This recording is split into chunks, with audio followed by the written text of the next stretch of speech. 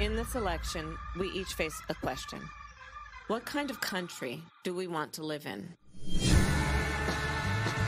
There are some people who think we should be a country of chaos, of fear, of hate. But us, we choose something different. We choose freedom. Freedom, freedom, I can't move. Freedom, cut me loose. Yeah. Freedom, freedom, where are you? 'Cause I need freedom too. The freedom not just to get by, but get ahead. The freedom to be safe from gun violence. The freedom to make decisions about your own body. We choose a future where no child lives in poverty, where we can all afford health care, where no one is above the law. We believe in the promise of America, and we're ready to fight for it. Because when we fight, we win. So join us. Go to KamalaHarris.com and let's get to work. I'ma keep on running 'cause the winner don't quit on themselves.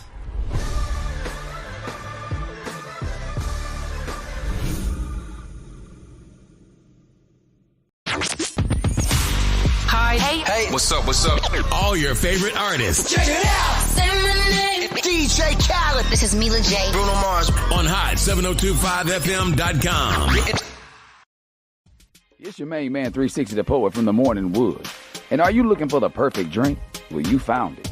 Mimosa Royale is the perfect combination of California's sparkling white wine and natural juice that is both tasty and refreshing. No artificial colors or flavors, no sugar added, and it's gluten-free. As the world's first ready-to-drink mimosa, Mimosa Royale is perfect for any occasion, day or night. You no longer have to drink 12 of those seltzers just to get that perfect buzz. At 8% alcohol, Mimosa Royale is the perfect drink to party with. Offered in a variety of flavors and sizes, you are bound to find a Mimosa Royale that you'll love. We have berry, mango, apple, and orange, with more flavors to come.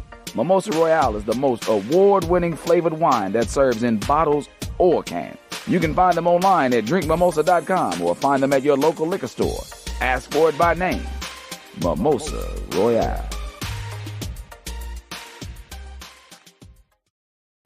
Keep your radio dial right here. You're locked into the hottest news station on the planet. Hot 702.5 in FM sound. Blazing today's hip-hop, R&B, and pop music. Keeping your radio on fire. Bringing you the hottest, realest, riskiest talk shows live 24/7. Live on Hot 1025fm.com.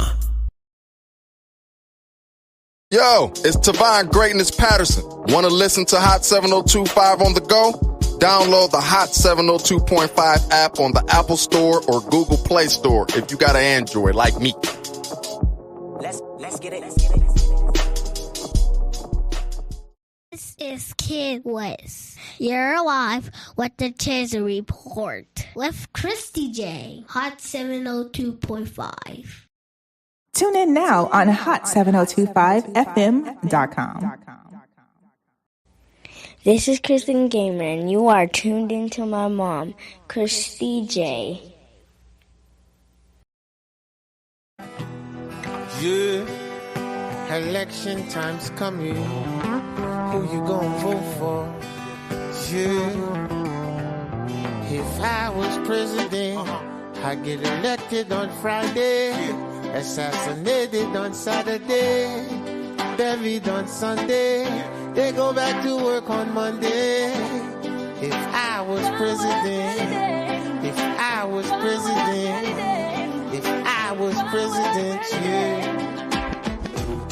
Instead of spending billions on the war, I can use that money so I can feed the poor. 'Cause I know some so poor. When it rains, that's when they shower, scream and fight the power.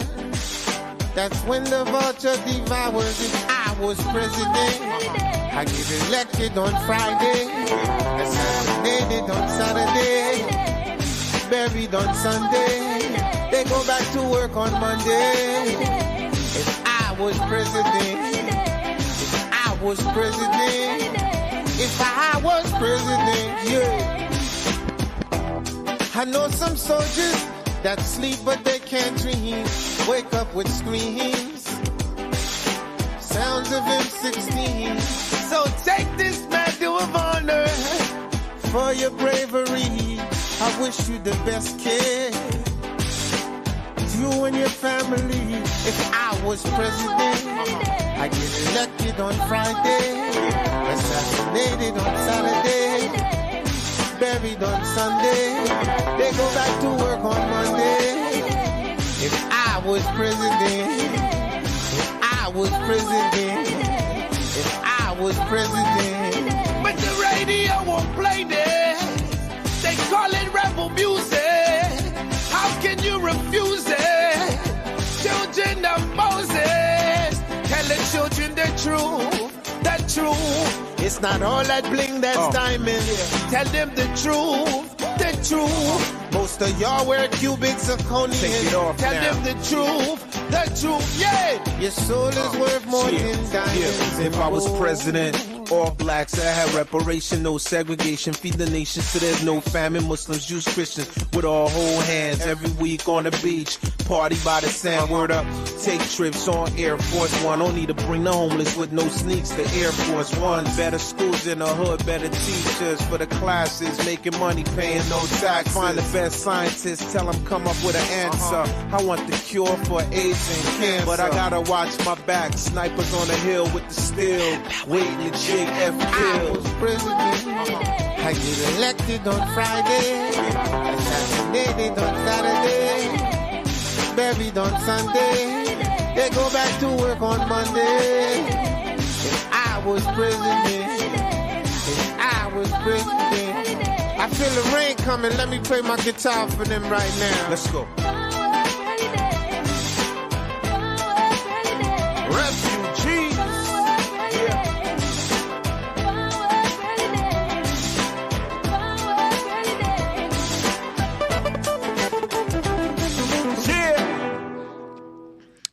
Good morning. It's Kristie J, and you are in with the Chisholm Report. I am here every Saturday at 10 a.m. to be able to give you guys what's happening in news, government, and we talk shit in politics here. So, just to go ahead and get things started, I want to say this. We got the podcast festival coming up on November the 9th at Classic Jewels. Starts at 6 p.m. You guys, it's going to be a great event. It's going to have everything you're looking for when you're looking for being inspired by other podcasters, just being in the building, trying to learn new things that's going on with that, being able to see how other podcasters do their podcast. It'll be a great time. So, make sure that you guys come through. And that's November the 9th at Classic Jewels, and it's at 6 p.m. I want to say congratulations to my cousin Jeremy, who had his wedding over the last weekend. It was a beautiful event. I'm so glad I was able to share that with you guys. It was very touching, and I love being able to see new and innovative things like that.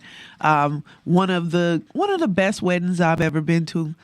So I wanted to be able to make sure I sent a shout out to him and his folks for sure. It was a great time. Let's go ahead and get into some of the resources just to kind of give you guys an idea of what's happening around the city and how you can be able to benefit from some of the things that you might not know. So the CCSD calendar updates, just to let you know, elementary schools will not have school on Monday. Damn. They won't have school on Monday because parent-teacher conferences are going on. Also, to let you know, the applications for the CCSD magnet schools are now open for the 25-26 school year. So if you were looking to be able to get your kid in some of that, in a better environment or something that more catered to their likes, needs, and wants, this is a great way for you to be able to kind of put your hands on their education. There is also a family academy supporting students' academic success. This is for the community resource fair, and they'll have a light breakfast. This is Saturday, October the 19th at 9 a.m. And that is till noon. That's at Cheyenne High School, which is 3200 West Alexander Road. You have to register with them on the website. You need to go to CCSD's website to be able to find these things. And you have to register by the 18th. Okay. Hazel Health. All students are able to see a doctor online in minutes. This is free for all students with or without insurance. And this is $0 for telehealth for them. They are opened all weekdays, and you can sign your kid up by going to CCSD, and it will actually link you to that, and you'll be able to go ahead and get your kid signed up for anything. Like, they can go for anything. And if you need a doctor's excuse for your child staying home, this way you'll still be able to see a doctor. And if they do need anything, they'll be able to, receive care. Today, there is a costume giveaway off of Owens. And look, this is how people gave me the information, because I didn't see it online. So forgive me. Across the street from at the church from Salvation Army at 10 to 12 o'clock. Okay. If you want to be able to go get your kid a costume without having to go pay, a lot of money for it, maybe they'll have something out there for you. Okay. So those are the resources for this week. And I want to go ahead and get started with local news. Now, today's show, we're going to go over some local news. Then we're going to go over the questions that are on your ballot. Now, if you have any questions that are on your ballot, I would love for you to be able to answer those. And ask those questions in the comments. And then let's see where we can get an understanding and make sure that we understand what's on the ballot and why it's important for us to be able to cast our votes on those things. Okay? So the first story that I have for you guys, I have a clip on this one, and this is the residents of Windsor Park, North Las Vegas. Okay, they have been promised funding because the neighborhood is sinking. Okay, they have been promised for over a quarter century money to be able to either relocate them or to be able to fix the houses that they have over there. I just want to also add that Dina Neal came on this show, and she talked about this and talked about how that neighborhood had been fighting for funding. Okay, now the governor is saying that that funding is not going to go there. That funding is going to go somewhere else. Okay, so they're in an argument right now about this. I want you guys to go ahead. Let's go ahead and go to the clip, and then we'll discuss after. All right, welcome back. 6:14 on your Thursday. People living in a sinking neighborhood, that's a weird sentence to say, in North Las Vegas will get another chance to voice out their very justifiable frustrations today. That's right. Mike Allen joins us live now to preview what those residents will talk about in front of state finance officials later this morning. Good morning, Mike. Yeah, good morning, Karika and Dave. Residents of Windsor Park have waited a quarter century now for a resolution to the fact that their homes have been slowly sinking into the ground. And 25 years ago was just when they found out that they were sinking. They were sinking well before then, too. After Governor Joe Lombardo signed a law last year that we reported on that put money aside to build those people new homes nearby, he recently said the funding should actually come from somewhere else. But later this morning, Windsor Park residents and other people supporting their cause will be asking Nevada's Interim Finance Committee to keep the funding where it is to rebuild the homes instead of switching sources. We're going to be there. We're going to have an update later today for you.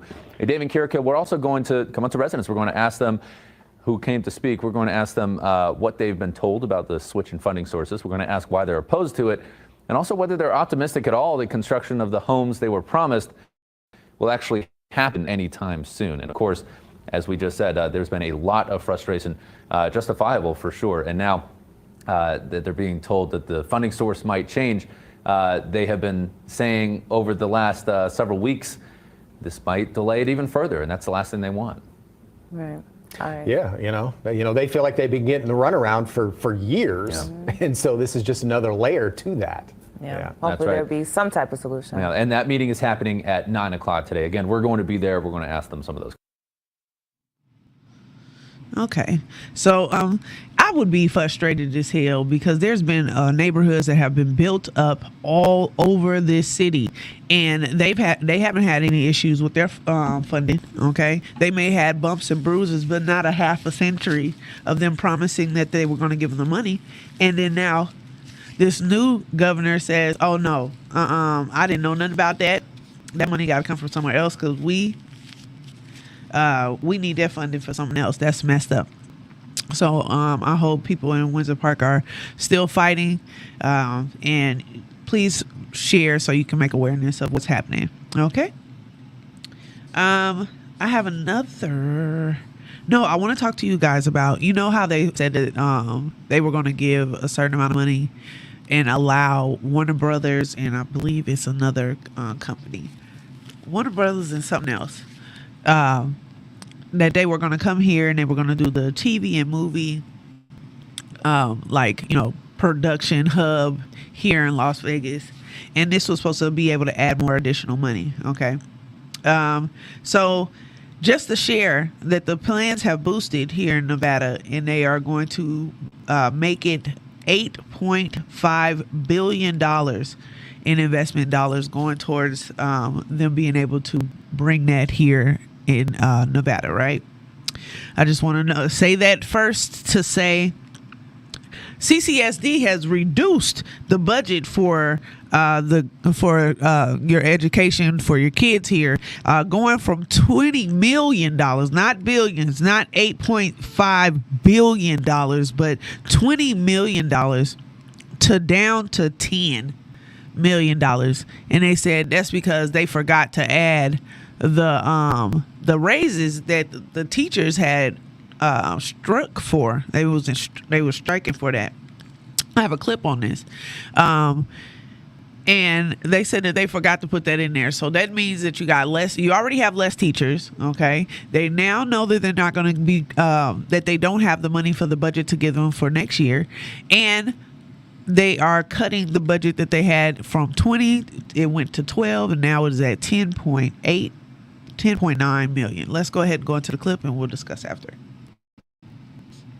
School district in the midst of a budget shortfall, and how much shortfall continues to change. 8 News Now education reporter Joshua Piguero attended tonight's school board meeting where trustees demanding answers from district leaders.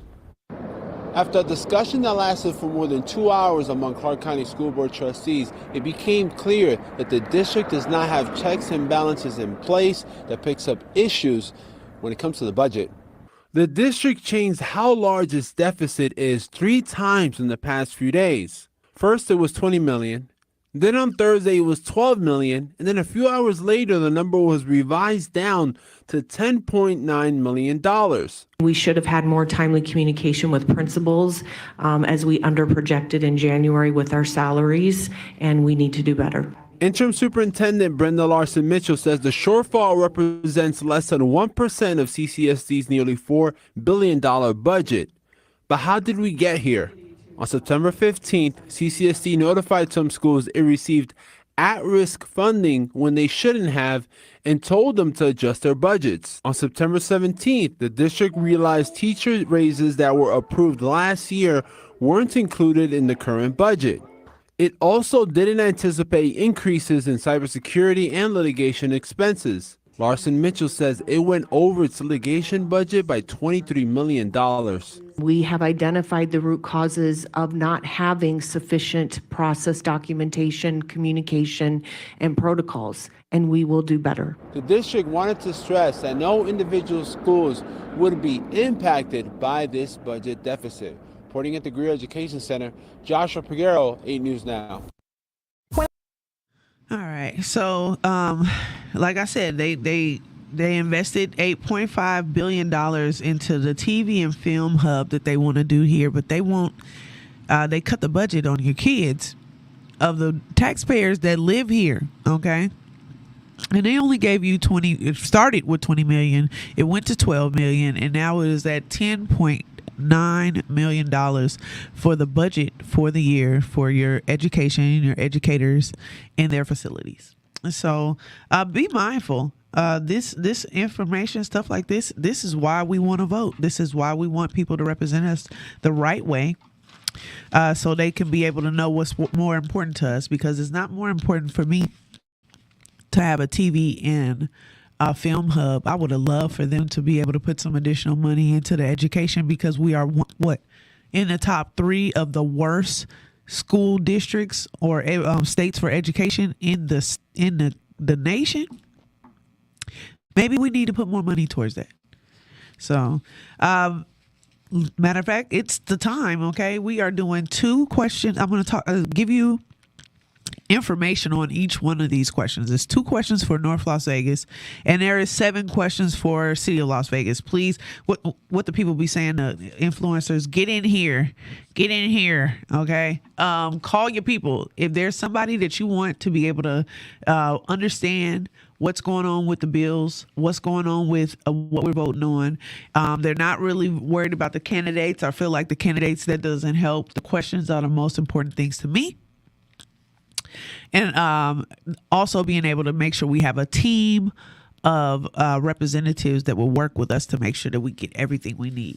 So the first question for North Las Vegas that will be on the ballot is the city council wants to authorize a tax rate of an additional 23 cents. Okay, it's 23.5. Okay, but so just say 24 cents. All right, of every $100 for the next 30 years, adding an additional $82.25 per year to the residents of North Las Vegas. This cost is supposed to go to improving equipment, operations, streets, parks, and also for your fire station. Okay, this question for me. Okay, and this is what I'm going to talk to. I'm going to make sure you know that I'm saying this for me. Research this on your own. Okay, then no one can tell you how you feel. No one can tell you what the way to vote. How does it make sense to you? I am voting yes to be able to give them that, because I am a resident of North Las Vegas, and I understand that my parks need to be ran. The streets need to not have potholes in them. I want the fire station to be there. And I want them to improve that. I'm okay with them taking 23 cents of every $100, adding up to around about $83 a year for me. That's fine. Okay. Now, question 2, that's on the North Las Vegas ballot. Okay, is taking 20 cents from every $100 for the next 30 years, adding up to $70 a year, to fund the operations and expenses of the public safety and police department and equipment and the correctional facilities. I'm going to say no. I'm saying no because I feel like y'all got a little bit more money, and I want my 20 cents. I'm sorry. Okay. If you got a problem with me saying that and you want to be able to voice your opinion and you're going to vote yes on that question, give me a holler. 702-551-5261. Let me know. Okay. I am voting, like I said, on question number 1 for North Las Vegas. I am voting yes. And for question number 2 for North Las Vegas, I'm saying no. Okay. So let's talk about City of Las Vegas. Okay. I have a clip on these 3 first questions. And let's go ahead and go to the clip. And then once we...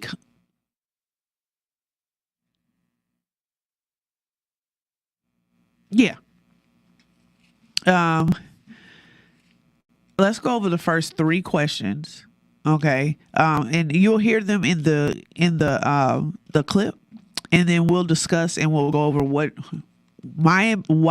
I'm voting for it and what am I voting. Okay, let's go ahead and go into the. All right, Lynn, thank you. We have some decisions to make come November, from the candidates to the ballot questions that would change taxes and the state constitution to help you better understand them. Our senior political reporter, Steve Sebelius, is here to walk us through the first three. Steve, what can you tell us? Yeah, J1, you're going to see 7 questions on your November ballot. Some are simple, but others are more complex. Starting today, I'll break them down for you. Let's start with question 1. This measure would take the Board of Regents, which oversees Nevada's colleges and universities, out of the state constitution and put it into state law. It would allow state lawmakers more control over the system. Right now, lawmakers say regents obstruct their efforts to oversee Nevada's universities. Regents say it's a power grab and not even an original one. Voters very narrowly rejected the same initiative back in 2020 by just less than 4,000 votes out of more than 1 million cast. The legislature turned around, put it right back on this year's ballot. Now, question 2 is a measure to change the wording in the Nevada Constitution to use more modern language to describe people with disabilities. It would update language that was common in the 1800s, but seems out of place today. Now, that brings us to question 3. This is a big one. It would radically overhaul how Nevadans cast their votes for senators, members of Congress, constitutional officers, and the state legislature. First, it would allow all voters, no matter their political party, to vote in the primary. Right now, only registered Republicans or Democrats can vote in their party's respective primaries. Nonpartisans and third-party members, they're shut out. Second, it would send the top 5 vote getters to the general election regardless of their party, meaning you could have 4 Democrats and 1 Republican, or 3 Republicans, a Democrat, and a Libertarian. In the general, voters would be asked to rank their favorites from 1 to 5. If no candidate got 50% when the initial votes are counted, the candidate with the least number of votes gets dropped, and that candidate's second choice votes are redistributed to the remaining 4 candidates. The votes are counted again, and the process repeats until somebody gets to 50%. Supporters say question 3 will make politics better because it will force candidates to broaden their appeal to all voters, not just members of the party's base. It'll also take power away from political parties, which is why both the Republican and Democratic parties in Nevada are against it. But opponents say it'll be confusing to voters, and if you vote for a candidate who ends up getting dropped, well, your vote might not count at all. Now, question 3 passed in 2022 by a margin of 53 to 47%. If it passes again this year, it'll become law and go into effect starting with the primary election of 2026. Now, all right. Okay, so let's go over the first 3. Okay, so for number 1, them taking out the board that oversees the colleges and schools, it doesn't make sense. That's all. When I read through it, okay, and I encourage you to read through it too, it doesn't make sense. What are you taking it out for? What are you going to replace it with? None of that is in there. Okay, so until you can give me a full plan of why and what, it's a no. Number 1 is a no. Okay.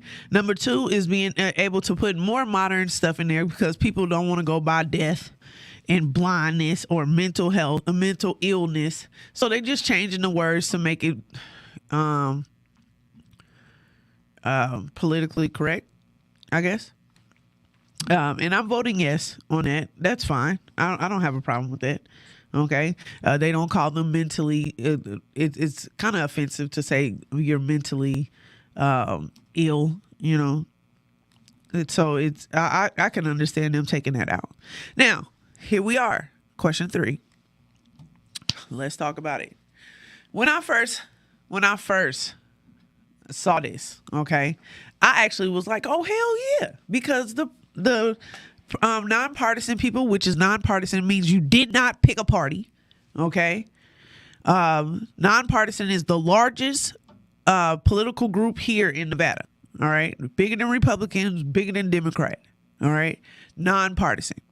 Okay. But the nonpartisan people do not get a primary. Why don't you get a primary? Because you don't pick a party. Okay. And at first I was like, this makes sense. Yeah. When we can pick the 5 best, but then the mischievous person behind that sometimes comes up. I was like, okay, if I wanted to win, I would promote the sorriest top 4 and my main character, my main candidate. So I would pick the best candidate that I believe is the best candidate. And then I'm going to get the weakest 4 to make sure that they get into office. Now, that's not good. That's not right. And you're not supposed to do that. Okay. So that's half of the reason why they said that in other states they've started having issues with that. Okay. Because people are not using their vote properly and they end up promoting the sorriest ones. Okay. To be able to go against the person that they believe is going to win. Excuse me. So then you have, then I thought about it like this. Okay. I picked the party. Sometimes it's been times in my life that I have registered as a Republican. There's times that in my life that I have registered as a Democrat and nonpartisan and independent. Okay. And I realized I didn't get a primary for those other ones for independent. It was barely because we didn't have a candidate. And sometimes you don't have a candidate. I have, but the point is, you didn't pick a party, fool. Like, that's you. It's not really, you don't get to pick because you're not in that group. And that group is supposed to be picking the best candidate for their group. Okay? So I am saying no, most definitely, on question 3 because it will confuse you. I can't get y'all to look at one candidate. I'll ask y'all, who is Twix running against? And y'all can't tell me. So how am I going to get you to look at 5 candidates of every office that is going in there? You're not going to do it. So they're banking on you not being educated about your candidates and picking the wrong people. So I do not want Republicans being able to say which Democrat they want. I don't want nonpartisans that said that they don't want to pick a party to pick my party's leader or my party's political people that's going into these seats. So it's a no for me. If you say yes and you want to be able to talk to me about it, come on and come have a conversation with me. 702-551-5261. Okay? It's a no. It's a no. I'm not picking 5 people. I can barely get y'all to look at one candidate at a time. Okay? Just think about your time and see if that's something that you really want to do. All right? So those are my questions for the top 3 questions for City of Las Vegas. It's a no for question 1, which is removing the board of regions for the colleges and schools. It is a yes for question 2, to revise the language related to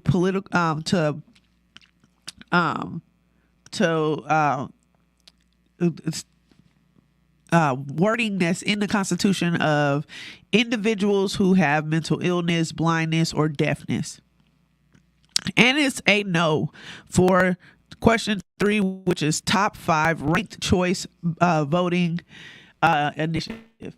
It's a no. Okay. So I do have a clip that's going to go over 4 through 7. So if you are trying to see, if you go ahead, grab your paper.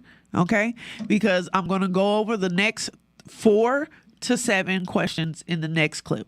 So let's go ahead and go into that clip and then we'll discuss it after.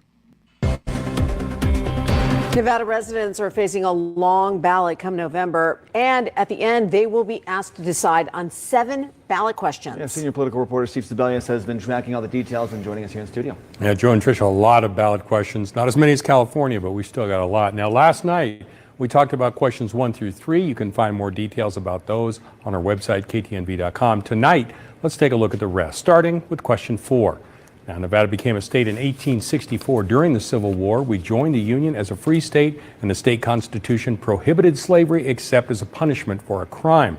That punishment isn't used anymore, but the language allowing it is still in the Constitution. Question 4 would take it out. Prison inmates do work voluntarily now, but they earn money, albeit at a smaller wage. Question 4 would not affect those programs. Question 5 would exempt child and adult diapers from the sales tax in Nevada.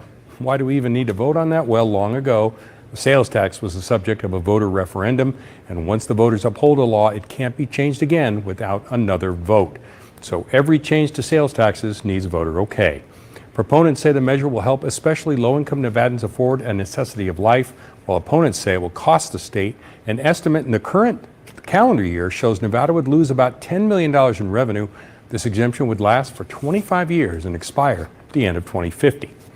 Question 6 is a voter initiative that would put the right to an abortion in the Nevada Constitution. Abortion is already protected in state law. It can't be changed without another vote of the people. But putting it in the Constitution would make it even harder to change. Proponents say it would protect Nevada women from federal bans on abortion if they are ever passed. Opponents say the change is unnecessary and could have unknown costs going forward. Finally, question 7 would require an ID to vote in Nevada, either in person or by mail. IDs include a driver's license, an ID card, a passport, a military or government ID, a tribal ID, or a student ID from a state college or university, among others. Proponents say it will make elections more secure and quell fears of voter fraud, but opponents say it's not needed since in-person voter fraud is almost non-existent and people without IDs could be disenfranchised. Now, both questions 6 and 7 are voter-driven initiatives, which means they will have to pass this year and again in 2026 in order to go into effect. If you have any questions about the election or politics in general, you can submit them on our website. Just head to ktnv.com/asksteve. Okay, so let's go ahead and go through it. We have 4 through 6. Okay, 4 is to remove slavery as punishment for crimes.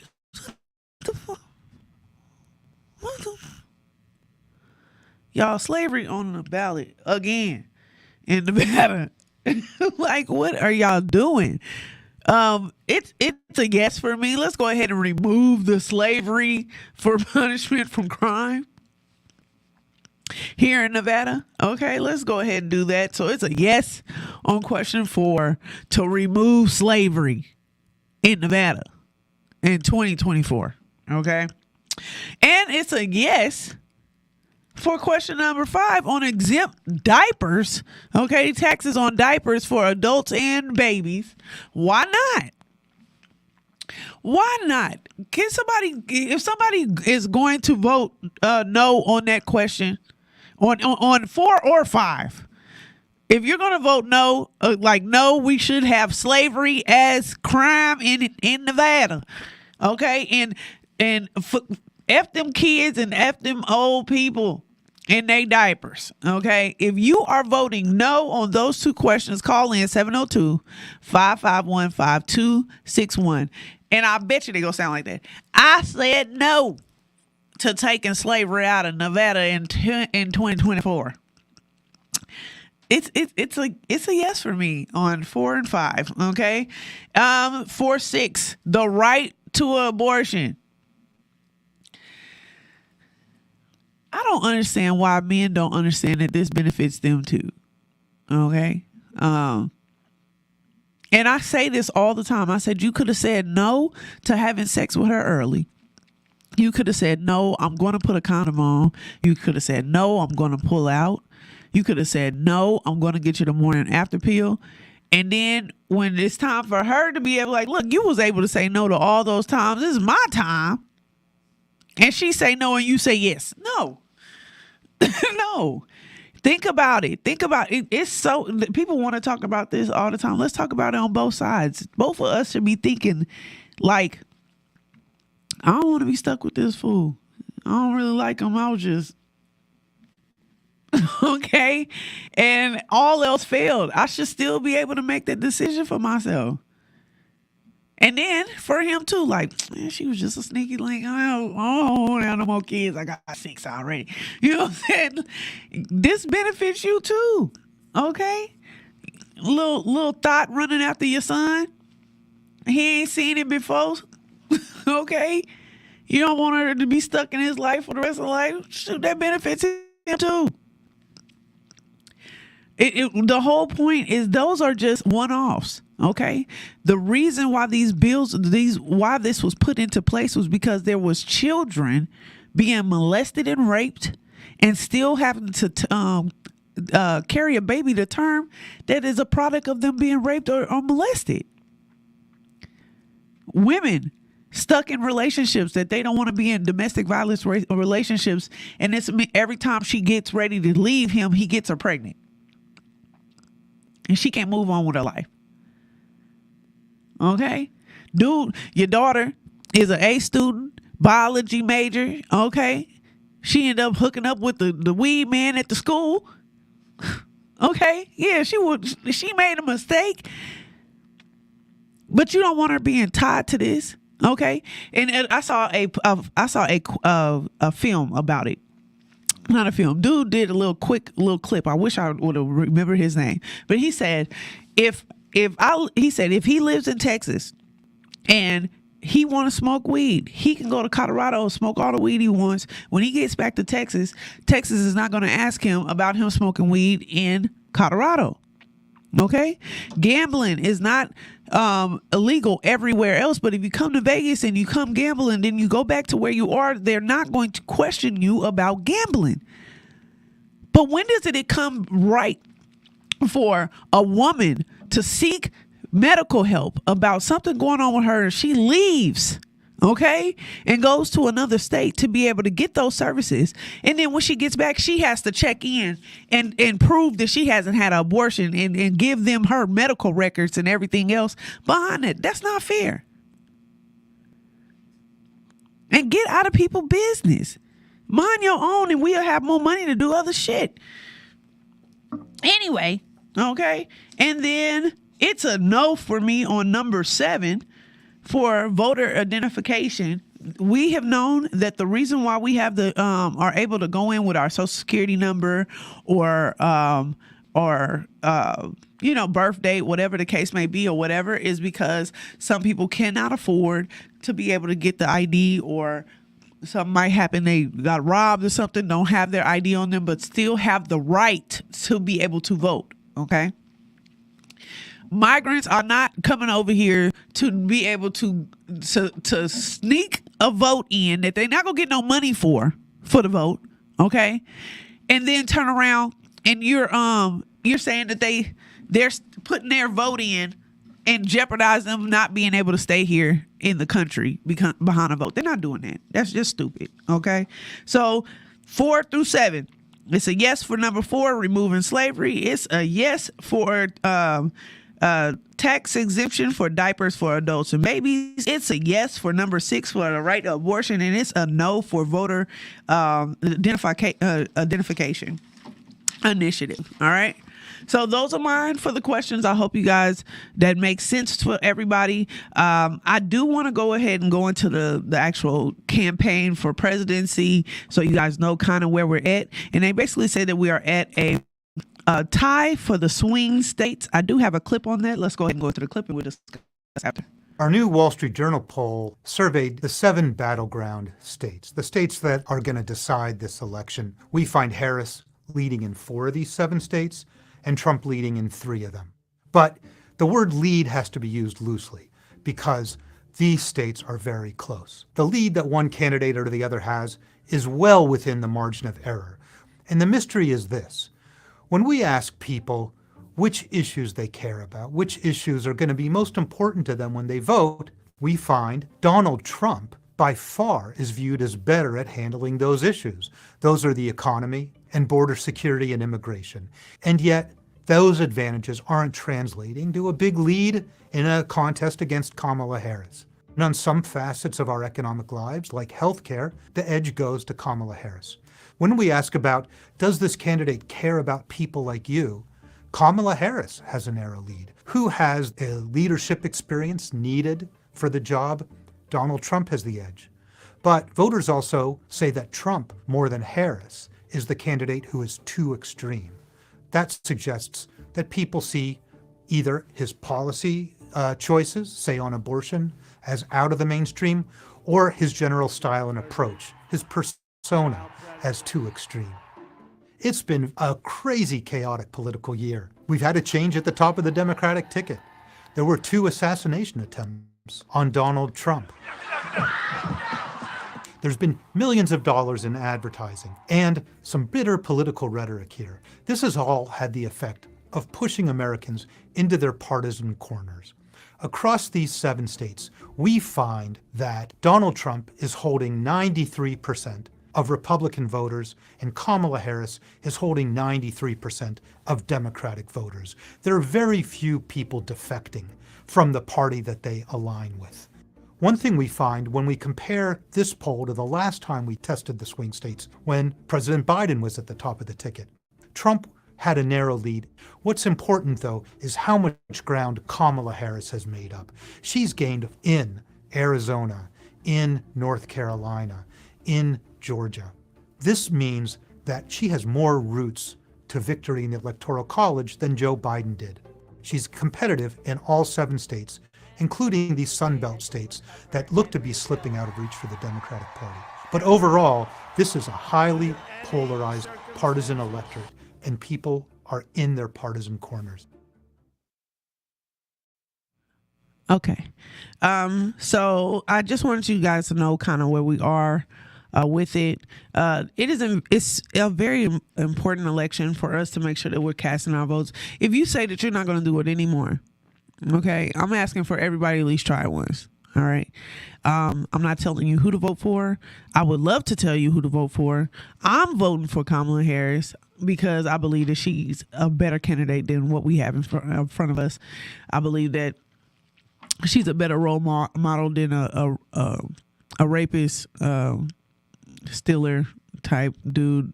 Okay. He looks like a walking disease. But anyway, that's who I decided I was going to vote for. And here I'm going to go over who I am voting for in the next 2 weeks. That's on the ballot here in Las Vegas, Nevada. I'm also going to talk to a lot of your candidates here. So if you want to be able to get a better understanding of who these people are, I would tell you it's important to stay tuned with us for the next few weeks. And get a couple of answers for yourself. Okay. I also want to add that Barack Obama did go into the campaigns for Harris, and, to back her and to show support. And I believe that helped. People really reacted to his speech and how he was saying that Trump takes credit for his economy that he had built up from Bush not doing his job beforehand, and how Trump ended up getting it and spending more money on it than anybody else. Okay, so he talks about that. I also want to say that Frannie Mae Wilson's love interest, the other attorney that she had hired, is missing. They said that they're looking for him, and they wanted him to be able to come in front of Congress to be able to testify about a couple of different things, and they want to ask him some questions, but he's not answering. So we're on the lookout for that story also. Russia and China. I'm not sure how much time I have on this, but I wanted to say that Russia and China have decided that they were going to link up, and I wanted to be able to draw a map for you guys. All right. And I can't, okay, because I don't have my whiteboard. All right. But Russia and China are two large militaries, one in the top 6 militaries in the world. Okay. And they decided that they are going to link up. You also have in that same region, you have India, which is probably number 2 or number 3 on the list. You have Japan, which is also on that top 5 list. And then you have North Korea. You have North Korea on there, which is, he doesn't have the most on there, but he is not scared to be able to shoot them guns. All right.